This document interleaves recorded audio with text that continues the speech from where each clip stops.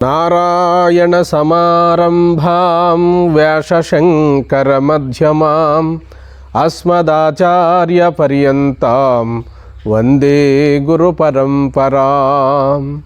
శృతిస్మృతి పురాణానాం ఆలయం కరుణాలయం నమామి భగవత్పాదం శంకరం లోకశంకరం.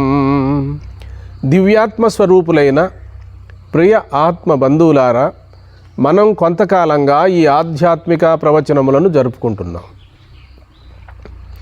మనం ధ్యానం చేస్తున్నాము, యోగం చేస్తున్నాము, జపం చేస్తున్నాము, అనేకమైన ప్రార్థనలు చేస్తున్నాము. ఎందుకు మన పూర్వీకులైన మహాత్ములకు కలిగినటువంటి శమదమాది సద్గుణములు మనకు కలగలేదు? ఎందుకు లోక వ్యవహారంలో మనం మునిగిపోతున్నాం? అట్టి బ్రాహ్మీ స్థితి మనకు ఎందుకు కలగలేదు అన్నటువంటి అంశం పైన ఈరోజు మనం ప్రస్తావన చేసుకుందాం. అనేక జన్మల నుండి వచ్చినటువంటి పాప సంస్కారాలు బలీయముగా ఉండడం వల్ల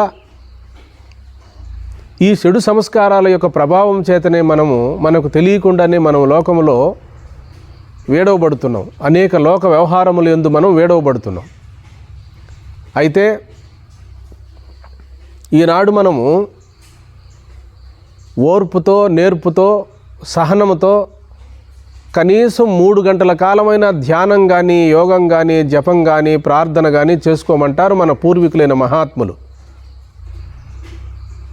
23 గంటలు సొంత పని చేసుకొని అర్ధ గంట అయినా, 1 గంట అయినా ధ్యానం చేసుకొని ఆ ధ్యానములో మనసును, బుద్ధిని, చిత్తమును భగవన్మయం చేసుకోవాలి. సర్వము సమర్పణ భావనతో దైవానికి అంకితమై భక్తి మార్గంలో ఉన్నట్టయితే భక్తిలో తన్మయం పొందాలి మనం. అదే జ్ఞాన విచారణలో అయితే స్వస్వరూపంలో మనము మునిగిపోవాలి, స్వస్వరూప అనుసంధానం చేసుకోవాలి. అదే ధ్యానయోగులమైతే కదలక మెదలక 3 గంటల కాలం శిలా ప్రతిమ వలె నిశ్చలమైనటువంటి స్థితిలో మనం కూర్చోగలగాలి. ఇవన్నీ కూడా సనాతనమైన మన ఋష్యాదులు లోకానికి ఒక చక్కటి సందేశాన్ని ఇచ్చారు. ముక్తి అంటే మనకేందో తెలియదు, మన పెద్దలు మనకు చెప్పినప్పుడు మాత్రమే ఇది అర్థమవుతుంది మనకు. అందుకే జగద్గురు శంకరులు వారు ముక్తి ఎలా ఉంటుంది అంటే భజగోవిందంలో చెప్పారు.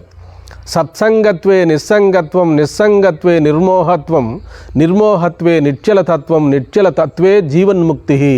జీవన్ముక్తి ఎలా ఉంటుంది అంటే ఏ సంకల్ప వికల్పములు లేక కేవలము స్వరూపమాత్రుడై ఆ స్వస్వరూపములో తానుగా మిగిలిపోవడమే, ఆ నిశ్చలావస్థలో మిగిలిపోవడమే అదే జీవన్ముక్తి. ఆ స్థితి మనకు వచ్చినదా లేదా అని మనముగా ప్రశ్న వేసుకోవాలి. రాకపోతే దానికి కారణమేమని విచారించి సద్గురువుల ద్వారా మనము బ్రహ్మజ్ఞానాన్ని శ్రవణ మననాదులు చేసుకొని ఆత్మానాత్మ విచారణ చేసుకొని ఆ నిశ్చల స్థితిని పొందడానికి మనము ప్రయత్నించాలి. ఎవరు చెప్పినప్పటికీ, ఏ శాస్త్రము చెప్పినప్పటికీ చివరకు మనకు కలగవలసినది నిశ్చల అవస్థ, ఆ నిశ్చల స్థితి. అయితే ఇది మంత్రజపం వల్ల కూడా వస్తుంది, ధ్యానం వల్ల కూడా వస్తుంది, జ్ఞాన విచారణ వల్ల కూడా వస్తుంది. అయితే ధ్యానం వల్ల వచ్చేటువంటిది బహుకాలములకు వస్తుంది. ఎందుకని? మనకు పెద్దల ద్వారా, గురువుల ద్వారా విచారణ చేయక, గురువుల ద్వారా మనం శ్రవణం చేయలేదు కాబట్టి కళ్ళు మూసుకొని ధ్యానం చేస్తాము. ఆ ధ్యానంలో కొంత ప్రమాదం జరిగే అవకాశం ఉంది, నిద్రలోకి వెళ్ళే ప్రమాదం కూడా ఉంది. అందుకనే గురువుల ద్వారా ముందు తత్వ విచారణ చేసుకొని ఆత్మానాత్మ విచారణ చేసుకొని తదురీతిగా మాండుక్యో కారికల్లో గౌడాపాదుల వారు ఏమని సెలవిచ్చారు అంటే, ధ్యానం అనగా ఏమిటి అంటే విక్షేపం రాకూడదు, అంటే ఆలోచన పరంపర, సంకల్ప వికల్పములు రాకూడదు, నిద్రలోకి వెళ్ళకూడదు. నిద్రలోకి వెళ్ళేటప్పుడు మనసును జాగృతి చేయాలి, జాగృతి చేసి ఆ బ్రహ్మమునందు లయం చేయమంటాడు. విక్షేపము అంటే సంకల్ప వికల్పములు, లయము అంటే నిద్ర. అయితే ఈ రెండూ కాని స్థితి మధ్యస్థితి, అదే బ్రాహ్మీ స్థితి అని చెప్పి మనకు గౌడాపాదాచార్యుల వారు మాండుక్యో కారికల్లో చెప్పారు. మనసుకు 2 పనులు ఉంటాయి. ఒకటి లౌకిక వ్యవహారంలో ఉంటుంది. లౌకిక వ్యవహారంలో మనసు ఉన్నప్పుడు దాన్ని నిరోధిస్తే వెంటనే నిద్రలోకి వెళుతుంది, లయంలోకి వెళుతుంది. రెండు స్వభావాలు మనసుకు, ఒకటి ఆలోచిస్తూనన్నా ఉంటుంది, లేదా రెండు నిద్ర లేకుండా వెళుతుంది. కాబట్టి ఆలోచన విక్షేపం లేకుండా, లయము లేకపోకుండా అప్పుడు మనము మన స్వరూపములో మనము సుప్రతిష్ఠలం కావాలి.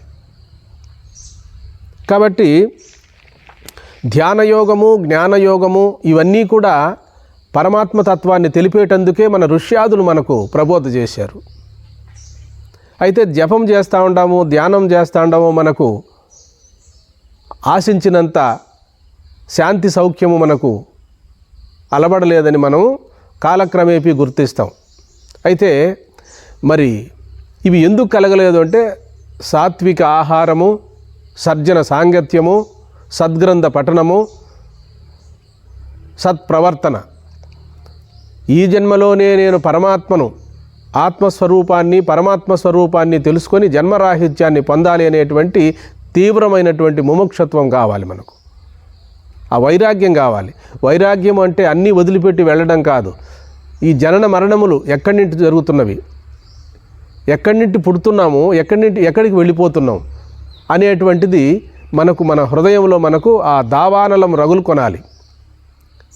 కాబట్టి ఏనాటికైనా, ఏ రోజుటికైనా చనిపోవడమే సత్యము, బ్రతుకుట అసత్యము.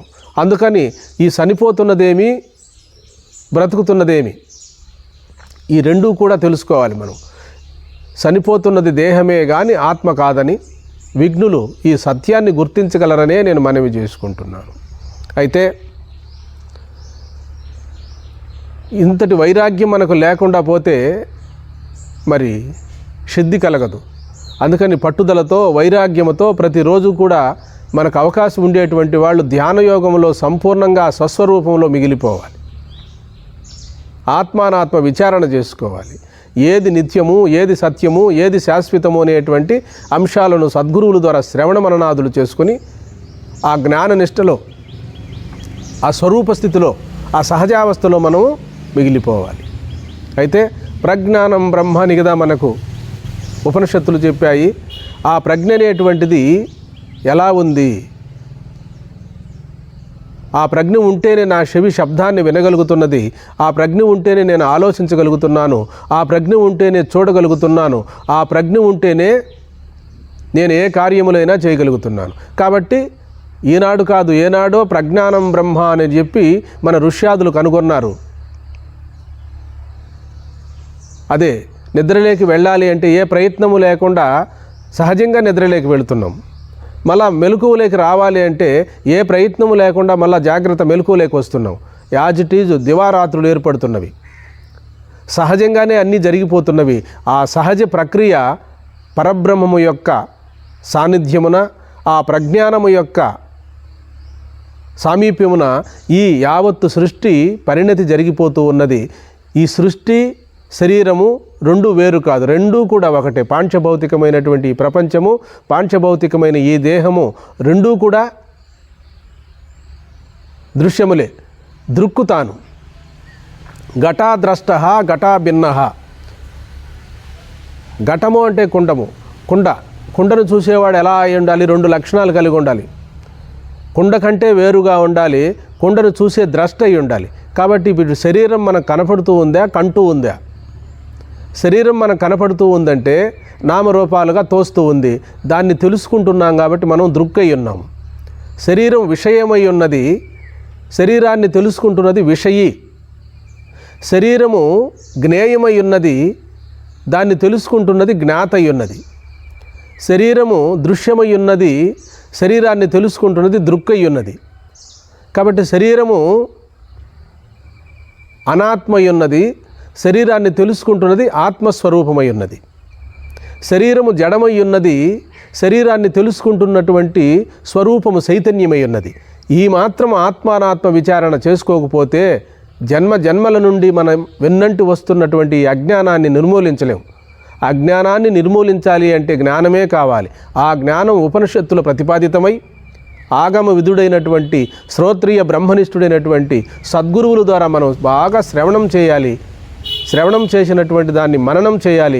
మననం చేసి ఆ వెలుగుతున్న తన స్వరూపం, జ్యోతులకు జ్యోతి అయిన జగజ్యోతి స్వరూపమైనటువంటి మన స్వస్వరూపాన్ని ఈ జన్మలోనే, ఇక్కడే, ఈ క్షణమే ఆ స్వరూపమై మిగిలిపోవాలి. న తత్ర సూర్యో భాతి న చంద్రతారకం నేమా విద్యతో భాంతి కుతోహయమగ్నిః తమేవ భాంతామనుభాతి సర్వం తస్యా భాసా సర్వమిదం విభాతి. కఠోపనిషత్తులో శంకరుల వారు తన భాష్యములో ఇలా ఇచ్చారు. సాక్షి ముందు సూర్యుడు కానీ, నక్షత్రములు కానీ, మెరుపులు కానీ ప్రకాశింపలేవు. ఇక అగ్ని మాట చెప్పనేలా సాక్షి తనంతట తాను ప్రకాశిస్తూ తన ప్రకాశములో యావత్తు సృష్టిని ప్రకాశింపజేస్తుంది. కాబట్టి వెలుగుతున్న జ్యోతిని వెలిగించుటకు ఇంకొక జ్యోతి అక్కరలేదు. కాబట్టి ఆ ప్రజ్ఞానమే ఇక్కడ జ్యోతి, ఆ ప్రజ్ఞాన స్వరూపమే బ్రహ్మము, ఆ బ్రహ్మమే మన యథార్థమైనటువంటి ప్రజ్ఞానం బ్రహ్మ అనేటువంటి అంశాన్ని ఏనాటికైనా మనము తెలుసుకొని ఆ ప్రజ్ఞాన స్వరూపులమై మిగిలిపోవాలి. కాబట్టి ఈ లోకంలో ఎంతోమంది గురువులు ఉన్నారు. మంత్రం చెప్పే గురువులు ఉన్నారు, యోగాభ్యాసం చెప్పే గురువులు ఉన్నారు, ధ్యానం చెప్పే గురువులు ఉన్నారు. వీళ్ళందరూ కూడా మంచివాళ్లే మనవలను సత్యం వైపు నడిపిస్తున్నారు. ఎందుకు అంటే అంతటి సామర్థ్యము, అంతటి యోగ్యత మనకు లేదు గనుక, ఒకే తడవ బ్రహ్మజ్ఞానాన్ని బోధిస్తే అందరూ అందుకోలేరు గనుక ఋష్యాదులు దయామయులు, కరుణామూర్తులు గనుక వారు ఆచరించి సమాజానికి ఒక చక్కటి సందేశాన్ని ఇచ్చారు. ఏ పరతత్వము పరబ్రహ్మాన్ని తన స్వరూపాన్ని గుర్తించగలమో అట్టి సామర్థ్యము లేదని ఈనాడు కాదు ఏనాడో దివ్య దృష్టితో వాళ్ళు దర్శించి ఇన్ని సాధనలు మనకు భారతదేశంలో మనకు అందజేశారు. జపం చేశారు, పూజలు చేశారు, వ్రతాలు ఆచరించారు, ధ్యానం చేశారు, ప్రాణాయామం అనే యోగ విద్యను ఆచరించారు. ఇవన్నీ కూడా నదీనాం సాగరయే గతి అన్నట్టుగా ఇక్కడ పడే వర్షపు నీళ్ళన్నీ కూడా ఎట్లయితే నదుల రూపంలో ప్రవహించి ఆ నదులు మహానదిలో చేరి మహానది సముద్రములో చేరి నామరూపాన్ని కోల్పోయిన విధముగా మనము ధ్యానం చేసినా, యోగం చేసినా, జపం చేసినా ఇవన్నీ చిన్న చిన్న సాధనలు. పరమసాధనమైనటువంటిది ఏమిటి? ఆ స్వస్వరూపాన్ని జ్ఞాన విచారణ ద్వారా ఇప్పుడే ఇక్కడే తెలుసుకొని జన్మ సాఫల్యం పొందడమే నిజమైనటువంటి సాధనము. ఆ ఆత్మానాత్మ విచారణ చెప్పి తన స్వరూపాన్ని, పరమాత్మ స్వరూపాన్ని రెండూ ఒకటేనని బోధించేటువంటి మహానుభావులే సద్గురువులు. శృతి యుక్తి అనుభవం సర్వజనీనం సార్వత్రికము పూర్ణానుభవం. దేశాలు మారినా, కాలాలు మారినా మనలో వెలుగుతున్నటువంటి ఆ ప్రజ్ఞానం బ్రహ్మ, ఆ స్వరూపం మాత్రం మారదు. దృక్కు మారదు, దృశ్యం మారుతుంది. దృక్కు బ్రహ్మము, దృశ్యము జడం. కాబట్టి ఏ రోజుటికైనా మనం తెలుసుకోవలసినటువంటి నగ్న సత్యం ఏమిటి అంటే ఆత్మయే పరమాత్మ, అట్టి పరమాత్మయే పరబ్రహ్మము, ఆ పరబ్రహ్మమే సమస్త జీవులలో విరాజమానమై ప్రకాశిస్తూ ఆ నేనుకు కూడా సాక్షిగా ఉన్నటువంటి స్వరూపం. సాక్షి యందు నేననేటువంటి భావం లేదు, సాక్షి యందు మనసు లేదు, సాక్షి యందు బుద్ధి లేదు. ఈ మనస్సు, బుద్ధి, చిత్తము, అహంకారమును కూడా ప్రకాశింపజేసేటువంటి సర్వసాక్షి, ఆ సర్వసాక్షియే ప్రజ్ఞానం బ్రహ్మ. ఆ ప్రజ్ఞానమే మన యథార్థమైనటువంటి స్వరూపమని ఋష్యాదులు కనుగొని మంత్రద్రష్టలై, దార్శనికులై సమాజానికి ఒక చక్కటి సందేశాన్ని అందించారు. కాబట్టి ఈరోజు మనము ధ్యానం గొప్పదా, యోగం గొప్పదా, జపం గొప్పదా అని చెప్పి కాలాన్ని వృధా చేసుకొనక సరైన సద్గురువుల దగ్గరకు వెళ్ళి ఆత్మానాత్మ విచారణ చేసుకోవాలి. మనం ఈ ఆత్మానాత్మ విచారణ కూడా ఎవరి ద్వారా అంటే వాళ్ళ ద్వారా చేసుకోకూడదు. మనం ఆగమ విధులైనటువంటి శ్రోత్రియ బ్రహ్మనిష్ఠులైనటువంటి సద్గురువుల ద్వారా మాత్రమే ప్రస్థానత్రయ భాష్యాన్ని చక్కగా శ్రవణ మననాదులు చేయాలి. జగద్గురు శంకరుల వారు సమాజాన్ని ఉద్దేశించి మరి వేదముల యొక్క సారాన్ని, ఉపనిషత్తుల యొక్క సారాన్ని సమస్తాన్ని వడబోచి అద్వైత సిద్ధాంతాన్ని ప్రతిపాదన చేశారు. అద్వైతము అనగా రెండు కాదు, ఉన్నది ఒకే ఒక పరబ్రహ్మము. ఆ పరబ్రహ్మం ఏదో కాదు, ఇప్పుడు తను జీవుడుగా ఉన్నట్టు అనుకుంటున్నాం కదా, ఈ జీవతత్వమే విచారిస్తే బ్రహ్మస్వరూపం.